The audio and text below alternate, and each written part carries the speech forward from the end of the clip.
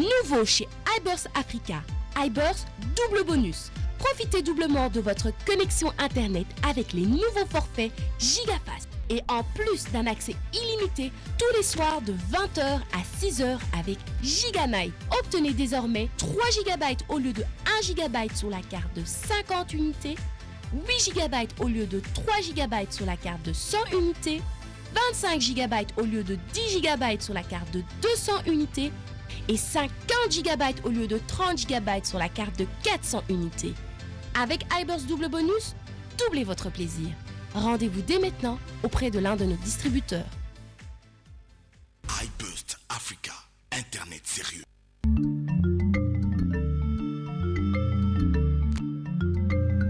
Ce programme vous est offert par Orange.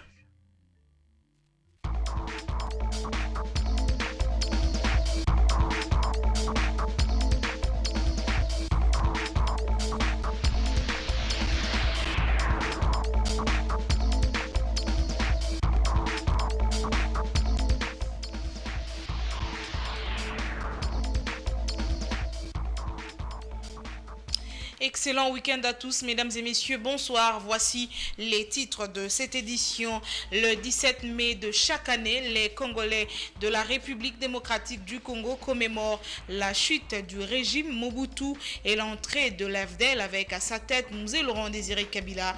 Une messe d'action de grâce a été organisée ce samedi en la cathédrale du centenaire. Encore des morts sur les routes du pays. Un accident de circulation routière a causé la mort de 20 personnes. On compte également une vingtaine de blessés graves. La scène s'est produite hier dans le Bas-Congo. Merci de nous avoir choisis pour vous informer. Très bon week-end à tous. 17 mai 1997, 17 mai 2014, cela fait exactement 17 ans que les troupes de l'AFDEL, avec à sa tête Laurent Désiré Kabila, renversé Mobutu Sese Seko, le maréchal. Une messe a été dite ce matin à la cathédrale du centenaire. Plusieurs autorités ont pris part à une active à la dite messe. On a noté également la présence de la famille biologique du tombeur du maréchal Mobutu. Retour sur image. Cathédrale du centenaire. C'est ici que tous ceux qui se reconnaissent en l'idéologie et au combat de Laurent Désiré Kabila sont venus participer au culte d'action de grâce. Laurent Désiré Kabila, un nom, un combat, une histoire qui mérite d'être prise en exemple pour le développement intégral du Congo. L'officiant du jour, Monseigneur Marini Bodo, invite les Congolais à un changement de comportement au sens élevé du pardon, puisque, dit-il, le pardon libère.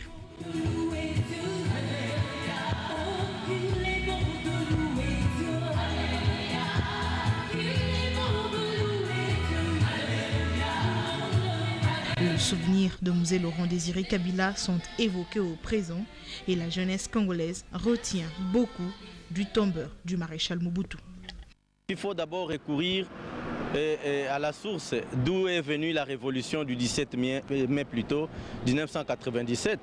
Antoine Gizenga l'annonça et Laurent Désiré Kabila, à qui il rendit visite, a pris les bâtons de commandement pour conduire cette révolution et la faire aboutir à cette date du 17 mai 1997. Il faut reconnaître cela comme un temps pascal. Et nous devons tous l'intérioriser. Et dans l'hymne des musées, il dit « Jeunes Congolais, filles et femmes, soldats, intellectuels, allons de l'avant ». Ne jamais reculer, ne jamais trahir le Congo. Ne jamais trahir le Congo, petite phrase célèbre de Laurent Désiré Kabila que les Congolais ont intériorisée comme une prière. Et juste après la messe, autorités, famille biologique de l'ancien chef de l'État, Laurent Désiré Kabila et autres personnalités se sont rendues au mausolée pour rendre un hommage au tombeur du maréchal Mobutu. Pour le président de l'Assemblée nationale, Mzee Laurent Désiré Kabila a appris au peuple congolais à se prendre en charge. Fiston Kazadi, Doudou Kiasouba était là pour le compte de Numérica TV. Après la messe organisée à l'occasion du 17e anniversaire marquant l'entrée de l'Alliance des forces démocratiques pour la libération avec à la tête Laurent Désiré Kabila, autorité, famille biologique de celui que les Congolais appelaient Musée, se sont dirigés au mausolée. Sur place, le Premier ministre a déposé une gerbe de fleurs. Les présidents des deux chambres ont également déposé leurs gerbes de fleurs ainsi que d'autres personnalités. Le président de l'Assemblée nationale affirme que Laurent Désiré Kabila cultivait l'esprit patriotisme. Par le président de la République actuelle, Joseph Kabila, et par tant d'autres qui ont cru en l'œuvre de Mzee.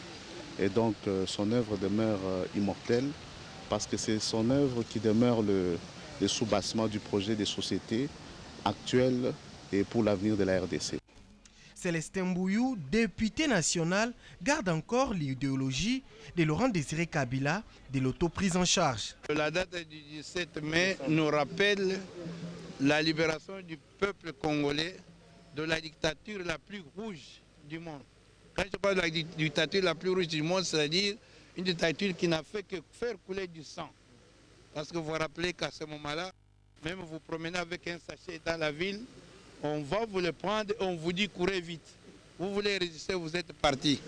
Mais donc il a fallu un homme courageux comme Mzee Laurent Désiré Kabila, qui pendant plus de 35 ans a connu l'exil, a connu le maquis, uniquement dans l'intention de venir libérer le Congolais, remettre la dignité, au peuple congolais. 17 mai 1997, 17 mai 2014, les troupes de l'AFDEL faisaient leur entrée à Kinshasa sous la conduite de Laurent Désiré Kabila.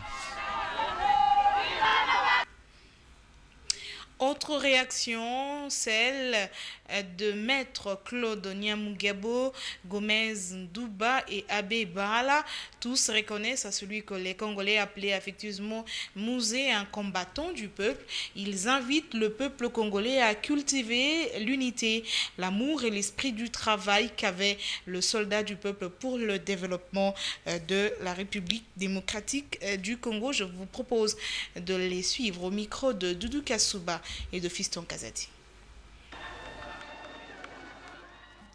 Cette journée de 17 mai ne laisse indifférent tout le monde. Le discours de Mzee Kabila est un discours qui a été entendu et surtout que son successeur n'est personne d'autre qu'un digne successeur, celui-là qui a été pétri même dans la logique de Mzee, à savoir libérer le pays, le démocratiser et continuer son développement. Et aujourd'hui, nous avons constaté que la prise en charge de notre pays est une réalité.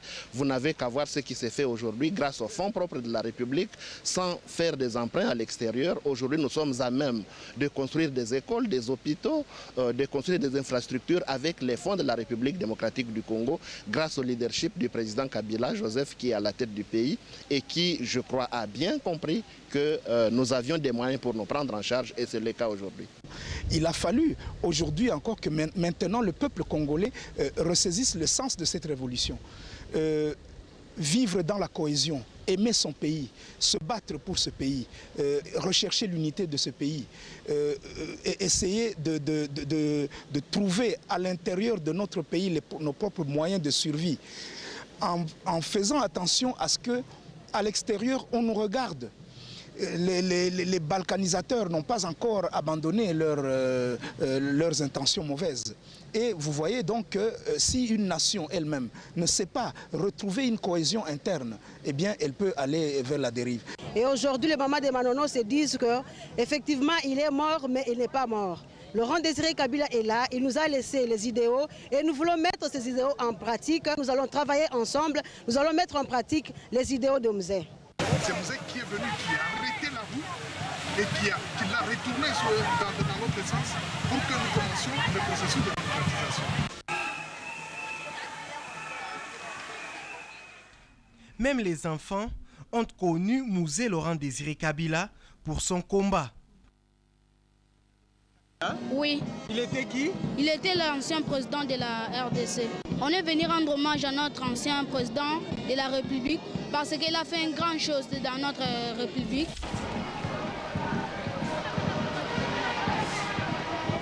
Et à la veille de la journée du 17 mai, date commémorative de la chute du régime Mobutu renversé par l'AFDEL avec à sa tête Laurent Désiré Kabila, des étudiants de diverses institutions étaient hier face aux compagnons de musée, une conférence débat au cours de laquelle les jeunes, dont la plupart n'étaient que des enfants, il y a 17 ans, ont cherché à intérioriser l'idéologie de la révolution kabiliste.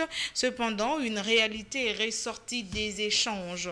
Au-delà du clivage entre les générations, la jeunesse universitaire n'est pas ignorante, loin s'en faut de l'ambition et de la vision du soldat du peuple. Reportage. Autour du comité organisateur, les étudiants des différentes institutions supérieures de la capitale, mais aussi les jeunes de Kinshasa. La conférence débat s'inscrit dans le cadre de la célébration de la journée du 17 mai. Thème retenu, la révolution, le pardon et la cohésion nationale selon la pensée et l'action de Musée Laurent Désiré Kabila. La conférence d'aujourd'hui, le message des musées auxquels nous faisons référence demande aussi qu'il soit enseigné aux jeunes pour que les jeunes l'enseignent à leur tour à d'autres jeunes qui viendront après eux pour que vivent à jamais en fait la gloire de la lutte du peuple pour la dignité de l'homme noir. La grande idée politique de Musée Laurent Désiré Kabila, qui serait la base de la doctrine de la révolution, avait pour nom la renaissance du Congo et de l'Afrique, soit son ardent désir de créer, de réinventer un nouveau vouloir vivre ensemble congolais. 17 mai, une date qui marque le triomphe du patriotisme. Il a créé des CPP, c'est pour vous regrouper, pour que cette jeunesse soit unie. Si Musée Kabila commençait à 17 ans, cette lutte. Et nous qui sommes à partir de 17 ans et au-delà, même dans des universités, quelle est notre part à apporter maintenant dans toute cette bonne évolution? Les étudiants sont sortis édifiés à l'issue de cette conférence débat. J'ai retenu que M. Musée Laurent Désiré Kabila, il avait vraiment ce que moi je peux dire aujourd'hui, la voix du peuple. C'est qu'il avait vraiment besoin. Et puis ce que j'ai retenu, j'aimerais bien dire qu'on doit vraiment être unis, forts et prospères par rapport à tout ça. Je vous le disais à l'ouverture de cette édition, 20 personnes et une vingtaine de blessés graves.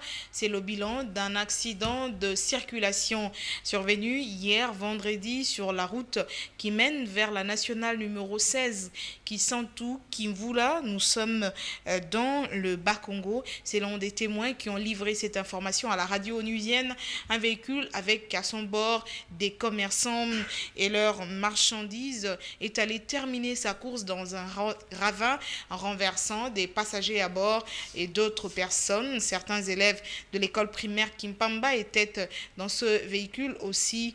Tous sont morts. Ils y étaient montés pour tenter de regagner leur village. Les mêmes sources ont affirmé que l'état de la route est à la base de cet accident. À l'Équateur, les évêques catholiques de la province ecclésiastique de Mbandaka demandent la réouverture immédiate de l'Assemblée provinciale. Ils dénoncent la suspension des activités de cette institution, qualifiant cette mesure gouvernementale d'illégale. Ils l'ont fait savoir mardi dernier dans une déclaration. Les évêques estiment que la situation politique actuelle de leur province est catastrophique. À l'issue de leur assemblée épiscopale qui s'est tenue à Bikoro, les prélats de l'Équateur décrit la crise de confiance qui s'est installée au niveau de l'exécutif provincial, paralysant ainsi son bon fonctionnement. La police nationale congolaise dispose désormais de son propre studio d'enregistrement d'émissions télévisées situé dans l'enceinte du commissariat général de la PNC. C'est le ministre des Médias qui a inauguré la RTNC 3, institution de la PNC. La cérémonie s'est déroulée en présence du commissaire général de la police et du directeur général de la radio-télévision nationale congolaise. Bienvenue Baboua, Tapi Lutunou. Alain Zongola, reportage.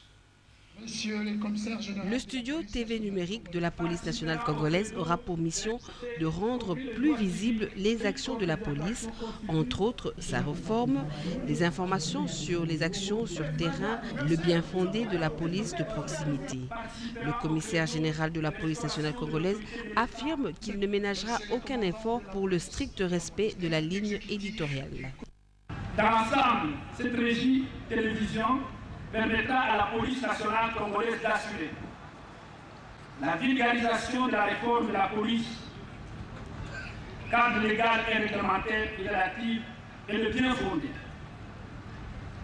l'information au quotidien sur les activités de la police, la sensibilisation de la population sur la nécessité de composer et de collaborer avec la police pour sa propre sécurité, la sensibilisation des policiers sur le patriotisme et l'amour du travail bien fait.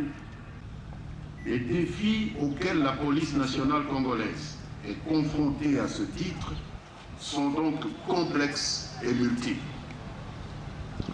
Et face à tous ces défis, l'arme décisive des forces de police est, comme vient de le rappeler le commissaire général, de faire corps avec la population. Le moyen le plus sûr d'y arriver est certainement la communication. Juste après la coupure du ruban symbolique, on a assisté à la toute première émission qui a reçu sur le même plateau le ministre des Médias et le commissaire général de la police nationale congolaise. La matérialisation de ce projet de la RTNC 3 institution police nationale congolaise est une façon aussi de répondre à la volonté du chef de l'État, celui de la révolution de la modernité. L'ONG Raptec a organisé une conférence débat.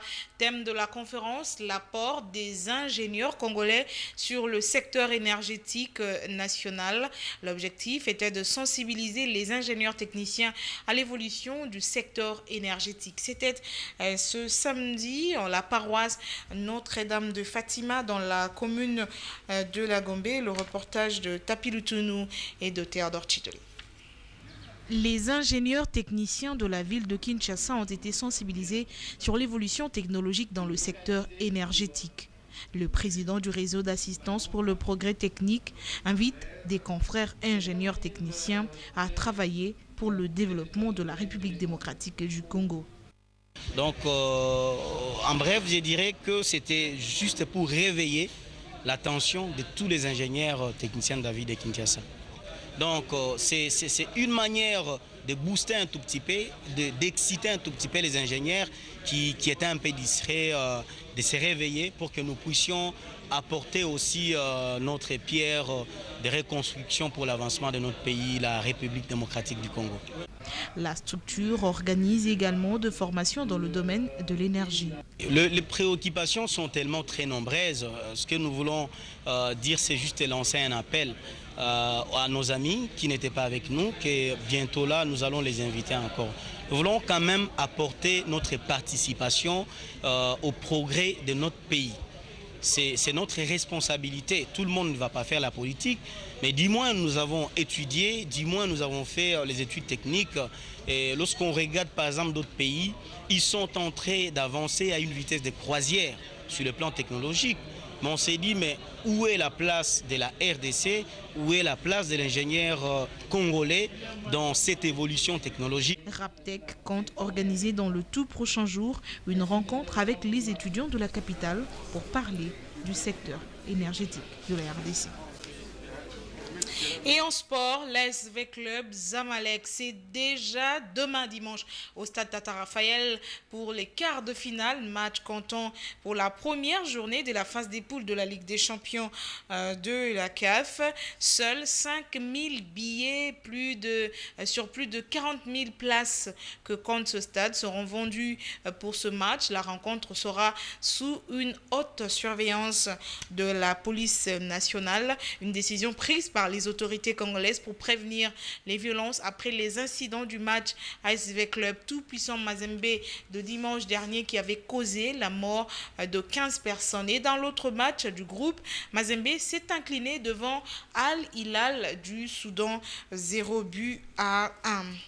En dehors de nos frontières, le président français François Hollande a appelé ce samedi le Nigeria et ses voisins à mettre en œuvre un plan global contre le groupe islamiste Boko Haram. C'était lors du sommet à l'Élysée. Selon François Hollande, Boko Haram est devenu une menace majeure pour l'ensemble de l'Afrique de l'Ouest et maintenant pour l'Afrique centrale. Le sommet de l'Élysée réunit outre le Nigeria et ses voisins des représentants des États-Unis, de la Grande-Bretagne et de l'Union européenne. Et puis une page rose. Avant de boucler cette édition, mesdames et messieurs, je joins ma voix à celle de toute la rédaction de Numérica Télévision pour présenter un heureux anniversaire à notre collègue Didier Boalé, technicien à Numérica TV. Beaucoup de bonheur à toi, cher confrère. Ce journal est terminé. Merci de l'avoir suivi. 17 mai de chaque année, les Congolais de la République démocratique du Congo commémorent la chute du régime Mobutu et l'entrée de l'AFDEL avec à sa tête Musée Laurent Désiré Kabila. Une messe d'action de grâce a été organisée ce samedi à la cathédrale du Centenaire. Encore des morts sur les routes du pays. Un accident de circulation routière a causé la mort de 20 personnes. On compte également une vingtaine de blessés graves. La scène s'est produite hier dans la province du Bas-Congo. C'est avec beaucoup de plaisir que je vous ai présenté cette édition, mesdames et messieurs. Et c'est avec ce même plaisir que je vous retrouve le mercredi prochain, si Dieu nous prête vie. Prenez soin de vous. Excellent week-end à tous. Bonsoir et merci de nous rester fidèles.